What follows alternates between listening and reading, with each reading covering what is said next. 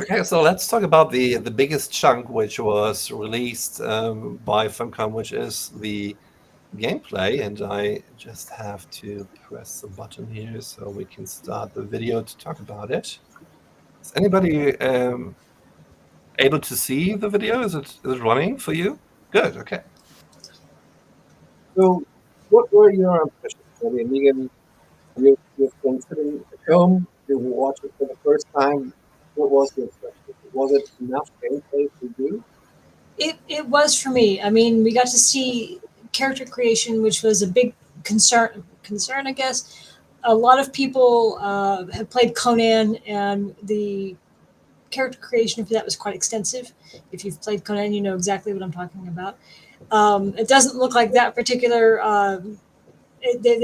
They've amped it up. I mean, we've got different hairstyles, we've got different eye styles, we've got different colors for lipstick and facial markings and scarring and tattoos and tattoo aging and all of these things. We can tweak things in a way that looks far more detailed than what we've seen before with when we had played Conan. And I think that just gives us this greater range of personalization for our characters. Um, that I think a lot of players will like. I mean, it helps, even though it's not an RPG MMO. I think it will feed us a little bit that feeling that I mean, we've got a lot of RP guilds popping up, and I think it'll feed that itch that people are wanting. And as someone said, yeah, -1 slider. It is the famous Conan slider. Don't need that one for this game, but it is. I think people will be impressed. I mean, I was really impressed. I mean, look at the makeup options. We've got eye makeup and scarring and lipstick, and it can be matte, can it be gloss, can we do our weird eyeshadow? We get vertigo, we got scars, and I think people really responded well to what they showed us so far, just in character creation. Yeah. Yeah. And on my wish list, on the top of it was the in-game Shai Hulud, which I really wanted to see, and they delivered. And yeah, as I said previously, that feeling of just spending a lazy Sunday in a garage, tuning your sand bike, yeah, just hit the right notes for me. So it Oh yeah. was just great, and even seeing more this time also of Hako Village, and interesting to see because from my point of view, it had a totally different spin again on how we envisioned Hako Village, because so far it looked for me more like set into stone, maybe like a darker version of Arcane, but from the scenes we've seen so far, it's really like little Gedi Prime, as Joel teased it before. And yeah, it's exciting.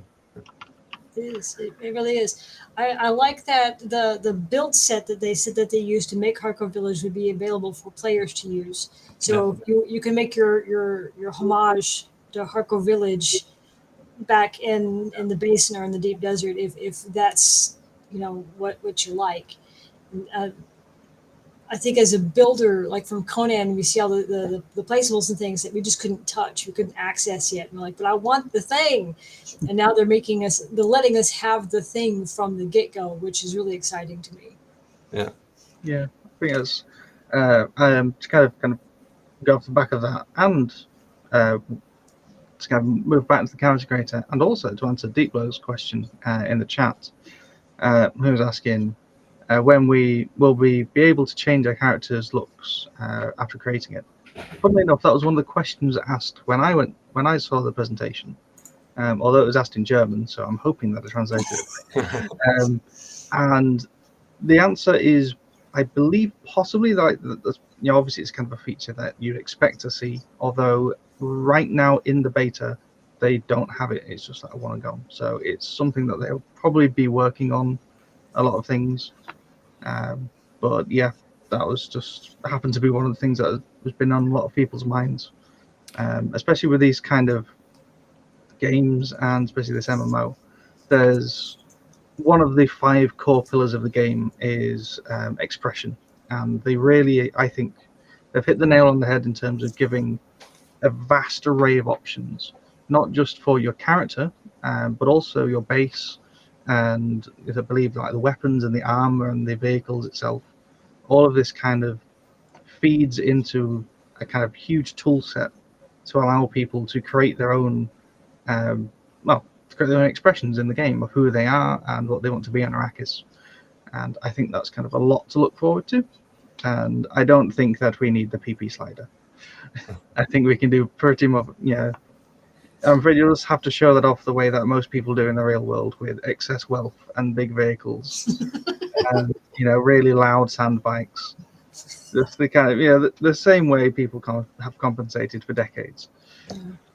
Yeah, I had a question about the building in the game as well, and there was a little misunderstanding on my side, because I was getting much more into fantasy and hallucination in that moment, because Natasha was talking about that there's a huge Harkonnen outpost in the game, really massive outpost, and if you gain the ranks on the Harkonnen faction, you were given the building set of that outpost. And I was guessing that wrong, because she was saying like, if you're gaining the ranks, you get access to the building set and you can build with it. And I understood within. So I got the impression that you can actually build inside the outpost, and which came up to my mind was, for example, New Karthag, because it's building up in the game world, and I was like, wow, you can build inside the old outpost and you can create your base within that outpost.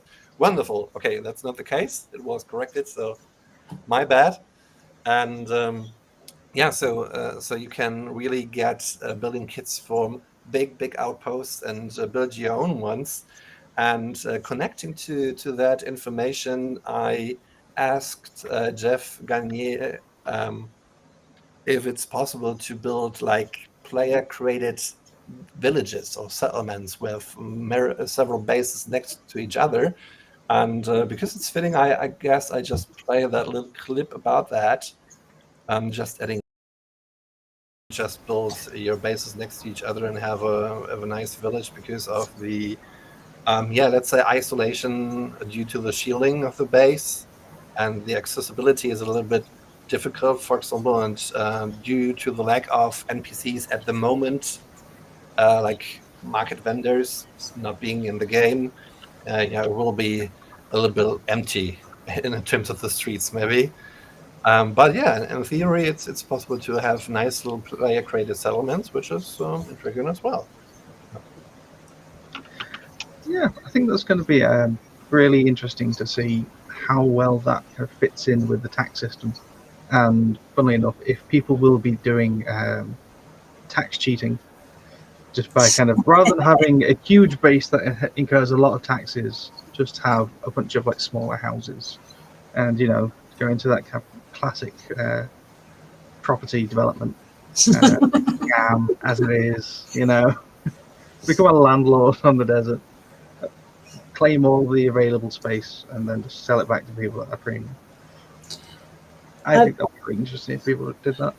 Yeah, I think they'll find a way to make it balanced. I mean, I think again they're taking those lessons from Conan and the land claim problem that can sometimes happen, where people just start building these massive bases that cause lag and latency issues, and the tax system I think eliminates when you have the mega clan that's got the giant base here and the base over there and these giant bases.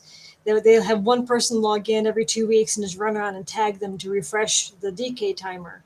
So they have like one person with these giant bases, and you won't be able to do that in Dune, because eventually you'll run out of money if you're not playing, and if you're not having enough people to maintain the tax system on a big base, then the big base is going to go, and that will keep the base is down to a dull roar, I think, as far as size and number.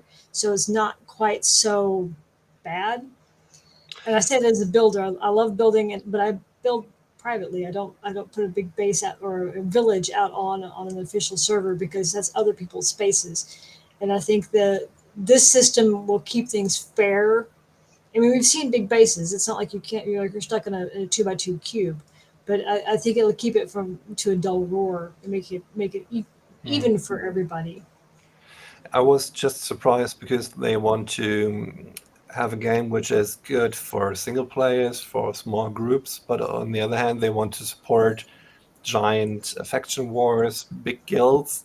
And yeah, I was kind of surprised that I guess it was Pixel Cave who digged out a piece of information that Joel seemed to have dropped. I haven't checked that yet, but they showed us that he assumes that guilds are going to be like 30 to 50 people in one guild. Yeah. And so at high times, I was wondering if you are a guild and you're really engaging in the faction war, for example, and let's say you've just won and you want to celebrate. Not everyone can celebrate in the guild base then, and that's the kind of, let's say, access and player distribution problem I can see coming ahead of us. So funnily enough, actually, it was talking about this at the book club, because we had quite a decent time to chat, and we were talking about that kind of limit and how Joel himself is very much aware of several hundred player guilds existing already and have done for literal years at this point.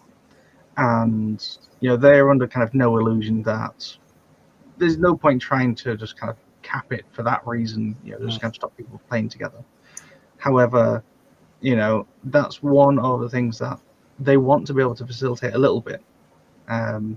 Is I think the intended gameplay design is going to be more, very large gaming communities that are obviously on Discord, be splitting down into smaller in-game guilds, and more likely inhabiting a Haggard Basin instance each, and then meeting up in the deep desert.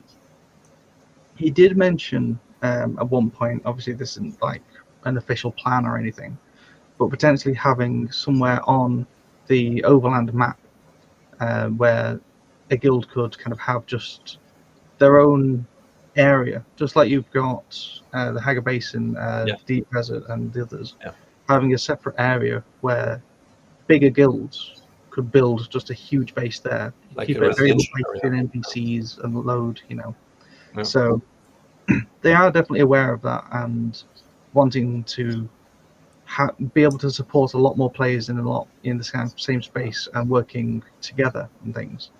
But it's balancing that and server capabilities and just the kind of nature of things. So hopefully we should be able to see some things.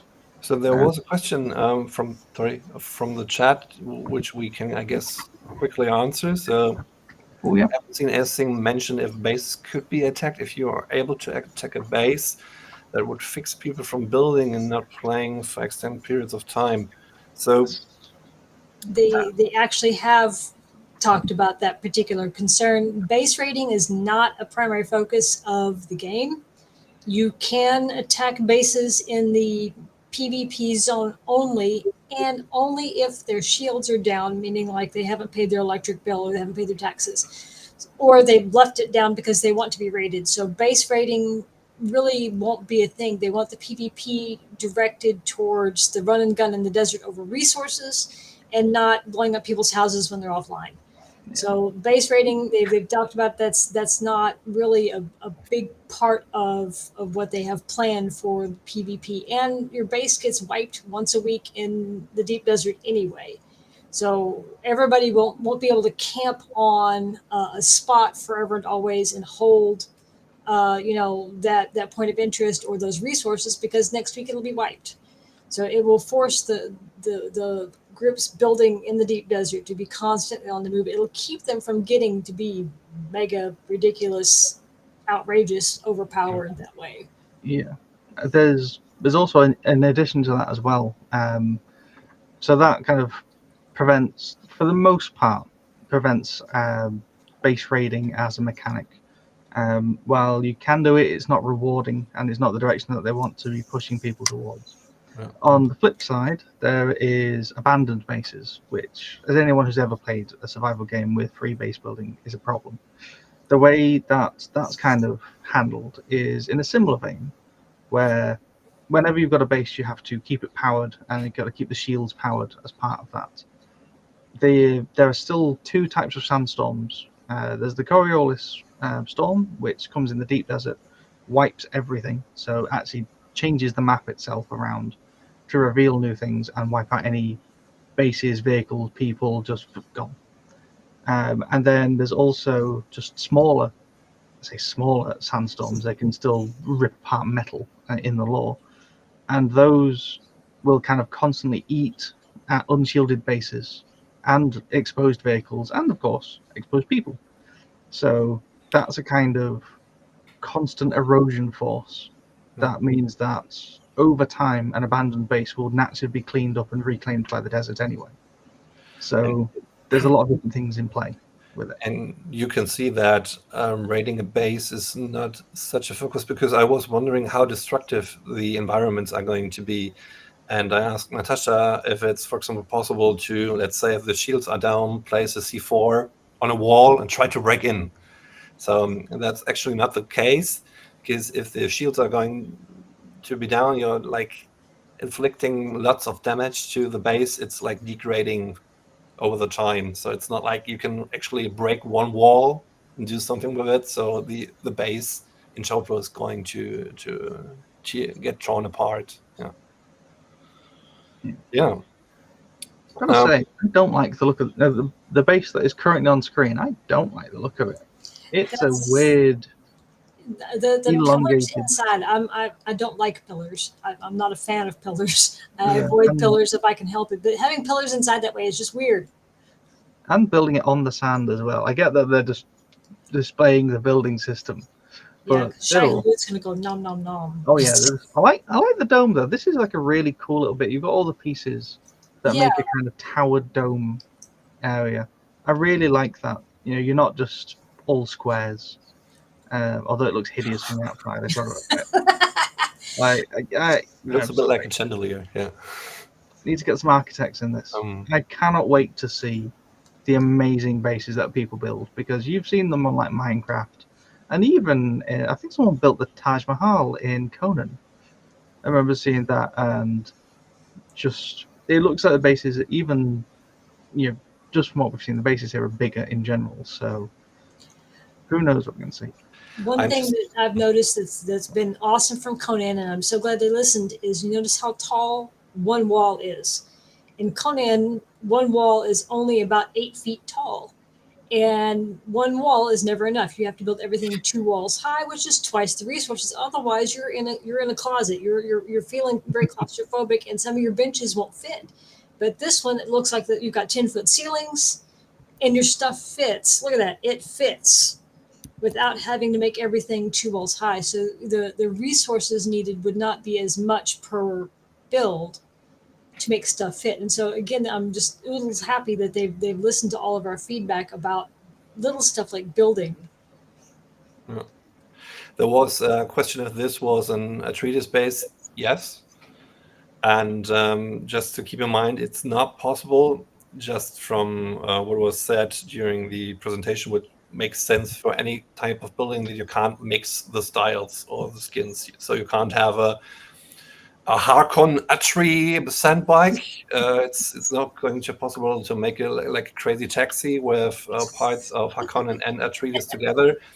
And I can imagine the same can be accounted to bases, that you can't create a mix and match of that. So you have to stick in terms of style to an overall theme behind that. Yeah. I guess. Because if you rule out that for vehicles, why shouldn't it taken into consideration for buildings as well? Yeah. Someone had asked about, would there be ways to get spice and other deep desert resources in PvE if we don't want a PvP? And they've answered that yes, you can get spice in the basin, you just won't get as much. So if you're wanting to be really competitive, you can get the spice that way. You won't be PvPing over the spice blow, you'll just be racing to other groups that also don't want to PvP over the spice blows. So it's a matter of time and chasing the worm and just doing it over and over and over and over more often because you go to the deep desert, greater reward for the greater risk. And also, it's not just about the spice; it's about how much money you generate from the spice. So, the politics, if you have a very active PVE group and an active PvP group, you could be very competitive against them. It's just a matter of how much work are you willing to put into it. Mm. I'm just hoping that they pretty quick implement looking for group feature, which is currently not planned, or not at least as I got it from until launch. Maybe they just said they haven't got it yet. Because I could imagine, for example, when I talked to Jeff, let's say you are on vacation, you're returning home, it's 1 o'clock in the morning, you want to play with somebody, your whole guild is offline, you want to get into the action, then you actually have to fly there, for example, or search for people in the chat.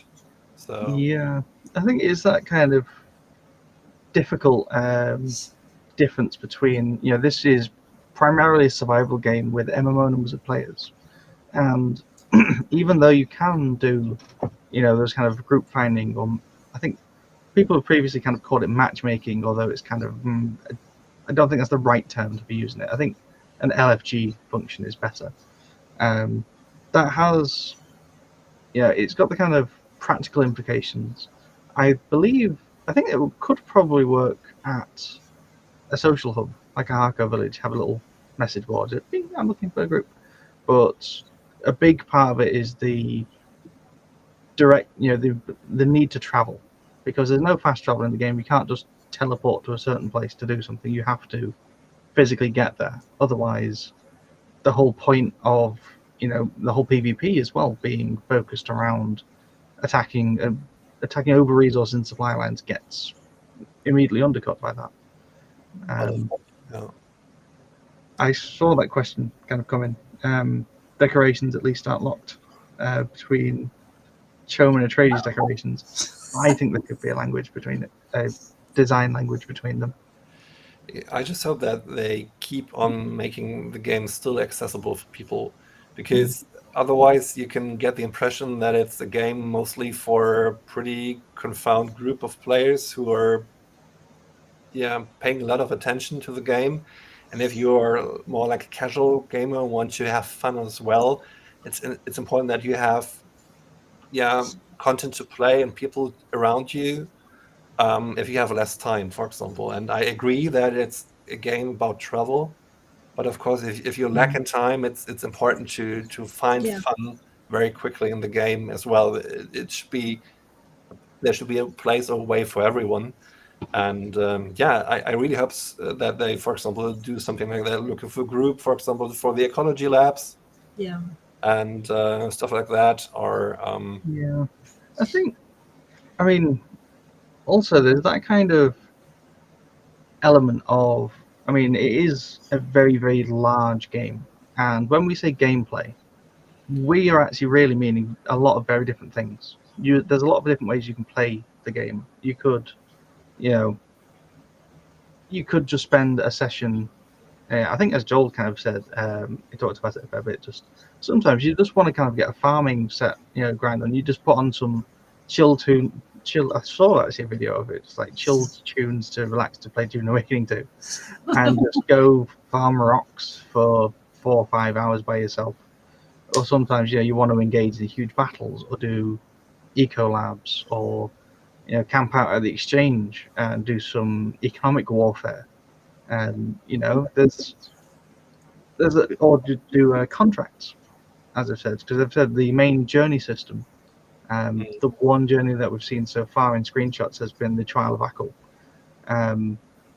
There's also contracts that you do for lesser houses and for the great houses as well. I believe the Atreides and Harkonnens have them, which grant rewards and reputation, which are effectively quests.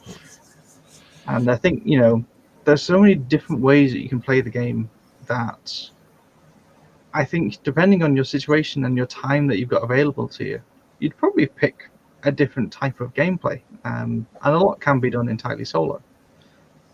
It's that I definitely think there should be a place for a looking for group function, if nothing else, just as a quality of life feature.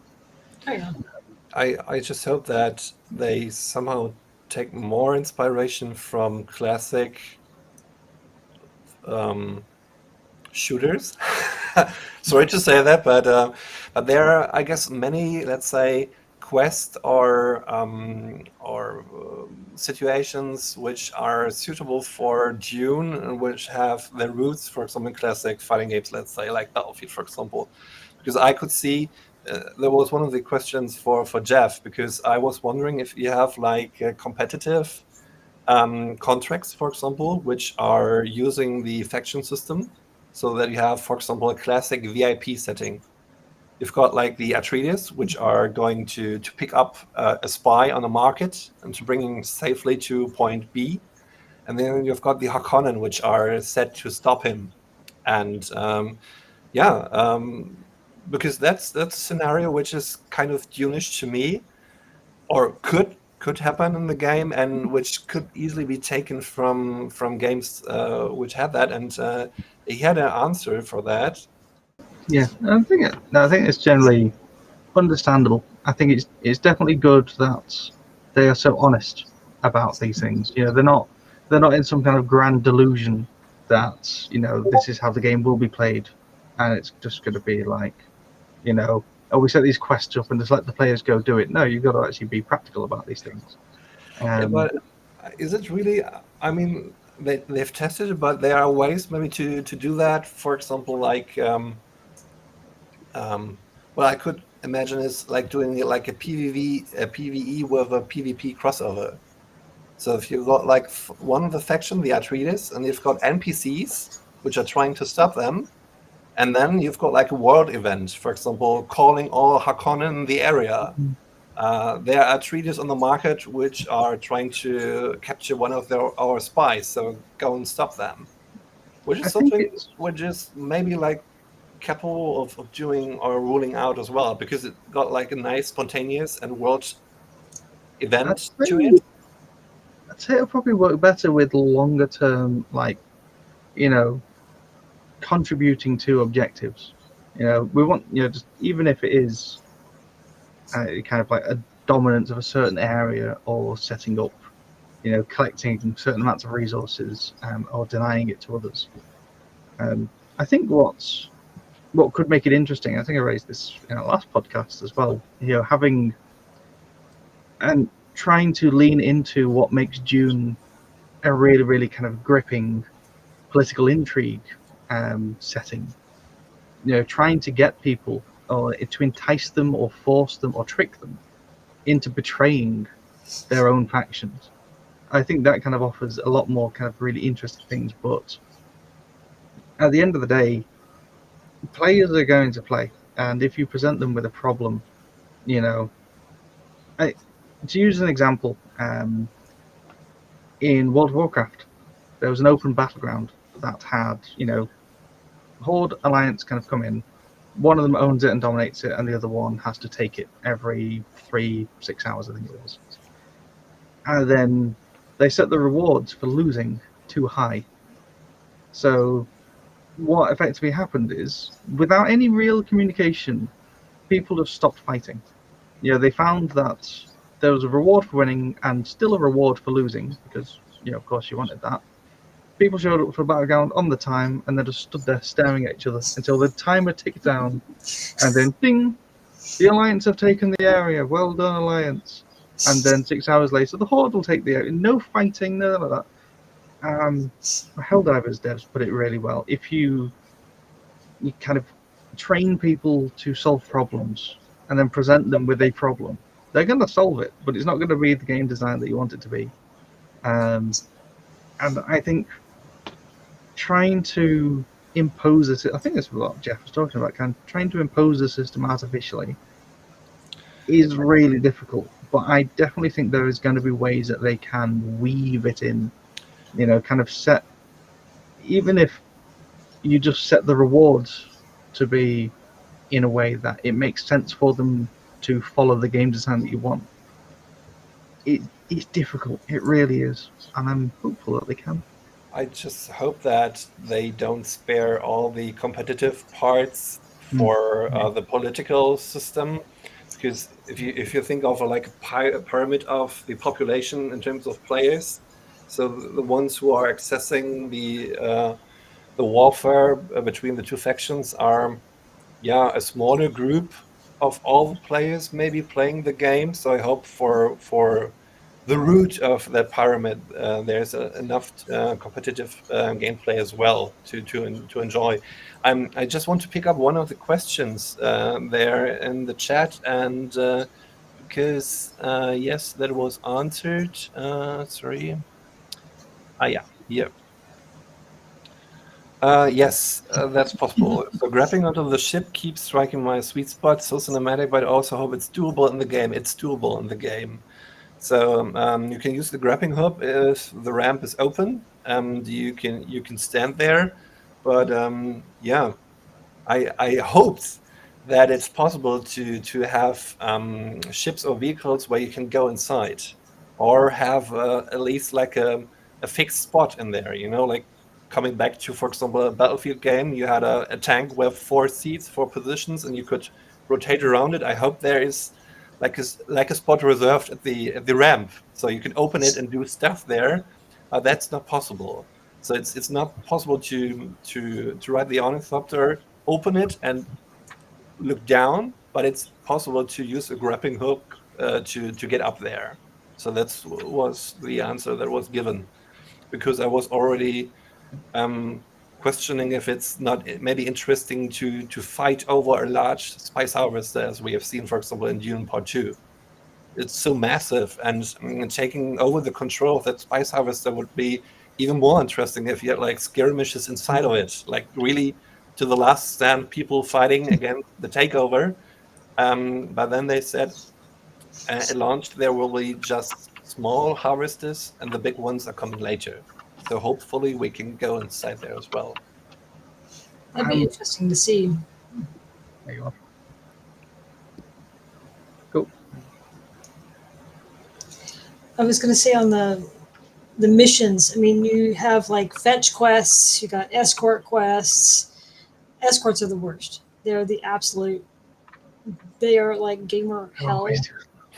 The, there was one, City Heroes had one that was for you had to rescue Baby New Year. And so it was like this little 3 foot tall character. They took like a regular character and mushed him down to 3 feet tall. And so he had 3 feet tall, long legs. And he kept getting hung up in the trees. And it was just like, oh, it was awful. I mean, it's like watching that Beavis the Dirt League where the guy keeps getting stuck and stands there and just cries. Those are the worst. And I would skip those because it's like, do I have to? I'm a completionist. I got to get all the marks, but do I really? Do I? Because that was awful. Or fetch quests are not so bad, but yeah, let's just keep, or go get 200 rock. That's not exciting. We need to have something that's engaging and meaningful to the universe. Yeah. Yeah, and I also hope that we get more systems for player to find each other and to engage the different kinds of play styles people want to enjoy. For example, like if you want to be an architect, maybe you want to be like a scout, just selling the maps. Maybe you want to have like a mercenary guild, which is just protecting people on their way. And I hope there is someday some kind of, let's say, I would call it like a handshake system.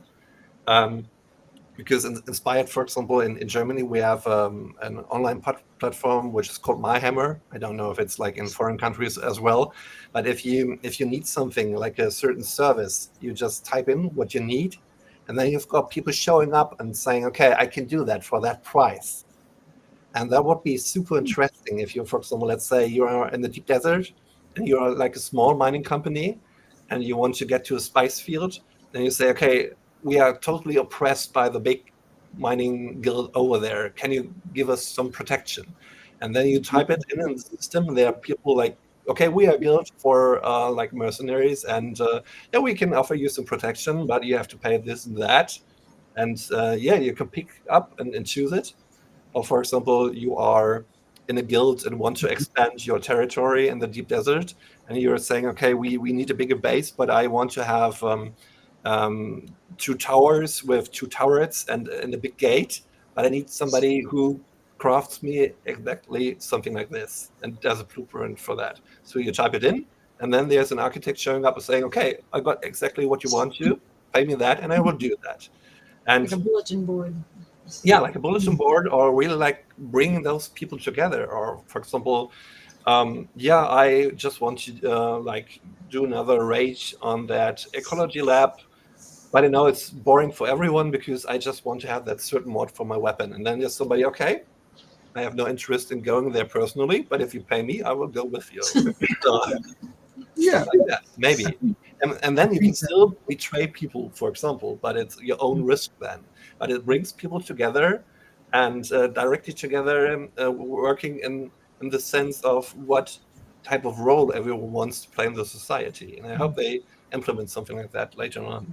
Yeah. I think even then, I know that those services will very, very much likely pop up naturally within the community. I know because I've made such a system within our guild. But there's I forgot what they're called now. There's a medic service, the entirely community-driven medic service in Star Citizen, which they've got a little Discord bot and such, and they go on the website and you just say, I need help, I'm stuck in this planet somewhere in this sector. And you go up and you get a whole team of medic evacs to come and rescue you from wherever you are and kind of drop you off at a safe place for a price. And I think that is definitely some things that is definitely going to happen in some way or another. Like the It'll be city great heroes to see attack it, police. properly supported. Yeah, absolutely. One last thing, to go back to a previous thing, and I just had this thought, about grappling onto an ornithopter.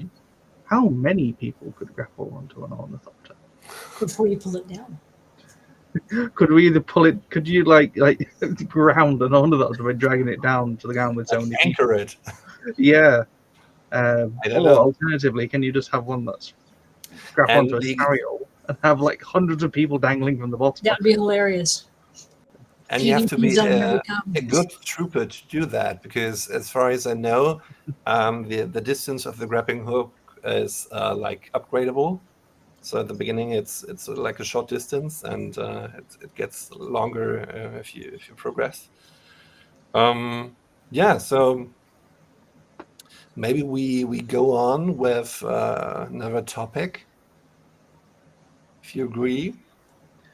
Are there any more questions about what we've seen in the gameplay so far? I guess not. I like how when you're shooting when you threw the grenade, you saw the guy leap for cover. That's quite clever. To address one of the points that has been raised again and again and again and again, the melee combat in it. I think even when I was talking with Joel and with Jeff and pretty much all of them, they were basically saying, even the press people were kind of saying that the melee feels without weight or janky and that lot. For kind of context for those who aren't aware, Joel's been talking about this as well, how this is a new melee system that was only introduced into their beta 2 weeks ago. It's like the first iteration. It's very, very much work in progress. They've got a long way to go in it to make it feel right. And notably, you see the knee kick that he's doing. That's the green silhouette that you can see on it is only visible to the kicking player. That's not shown or telegraphed to anyone else, and is also entirely optional. You could just tap that button and it will just kick, but you're kind of locked into the direction that you're going to be flying in. So that's one of the reasons this the melee combat and the combat footage in general in this is very much deliberately slowed down, so that as they're talking about it in the presentation, the video doesn't move on before they can actually address certain little things. So what are your hopes for melee combat then? What would you like to see? To be fair, I think it's got the foundations in there already. From what I can see, there's a lot of like really small detailed animations, but as ever with Dune, the lore and the shield make it really, really important and they've got to get it right. I think for me, the biggest thing is going to be flow, and the ability to flow from one ability to the next in a kind of a sequence that makes sense.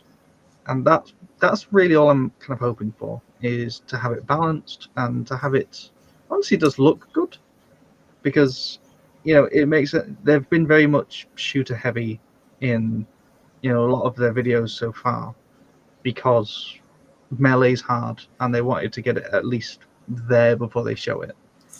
But it's going to be massively important to get it to go, to combat shields. One of the things that he said, I think it was in this one, or it might have been in the 5-minute trailer that all kind of blurs together after a while. But he was saying one of the reasons here you can use ranged combat is because no one has shields in this area. You're still close to the sand, and so shields aren't going to be as common, and so you can shoot them. And why close distance if you don't have to? I mean, I'm bringing a gun to a knife fight, I win. So. And he did say in this area you're not going to see shields as much because we're still, I guess, closer to the noob zone. I mean, we know that he's allowed to have 3 active powers. He's only got 2. That implies to me he's still starting out. So we're still not into the deep part of the basin yet. So I got the feeling that right now they're showing us the part that's good and it's complete, and I'm happy with that. I don't think that there's a whole lot of meat left to put into the melee bit. Some polish, of course. It is new. I think it's going on 3 weeks now that they did the update. So it's still, and that was in response to what the beta testers had said. I guess the other one was worse. So we got to give them a little bit of time to act on feedback, and that does take time in a program. So I'm feeling good about what they're going to do with it. I'm feeling good about the direction it's going, and it's going to take time to get right. And I think it will probably still need a little bit of tweaking, maybe when they open next year. We don't know. But the more players, the more feedback they get, the better off it is. And we need, constructive feedback, not, man, that looks crappy. It's... For a very quick kind of little tidbit, for those who may not have been on the Discord at the time, they wanted to do one of the community short videos focused around combat and melee combat as well. And this was back in February, and basically the devs vetoed it because they said, we've got a bunch of feedback from the beta testers and we need to redo it, well, refactor it an awful lot, and you rework it.